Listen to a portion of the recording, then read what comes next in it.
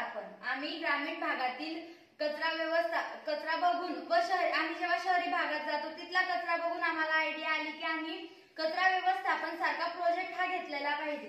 जसं की डॉमिनोज व केएफसी यामध्ये निघणारा कचरा आम्ही ओला कचरा वेगळा करतो व सुका कचरा वेगळा करतो।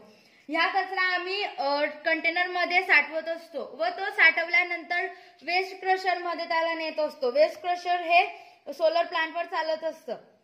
त्यानंतर गावाकडील पाला पाचोळा, गाईचं शेण, म्हशीचं शेण हे आम्ही बायोगॅस प्लांट तयार केलेला आहे। यामध्ये आम्ही हे वापरत असतो। हे बायोगॅस तयार झाल्यानंतर आम्ही घरातील महिला ज्या असतात त्या ग्रामीण भागामध्ये हा खूप वापर करत असतात। त्यानंतर इलेक्ट्रिसिटी मधील कचरा म्हणजे ई वेस्ट हे आम्ही ई वेस्ट मध्ये तांब, बटन आणि यासारख्या वस्तू येत असतात ज्या आम्ही रियूज होतात त्या आम्ही रियूज साठी पाठवतो व ज्या रियूज नाही होत त्यातील त्या वस्तूंना आम्ही अजून शोध लावत आहोत की काय करायचं। आधी राहिलेले प्लास्टिक बॉटल आम्ही जमा करून बॉटल एटीएम मध्ये टाकत असतो।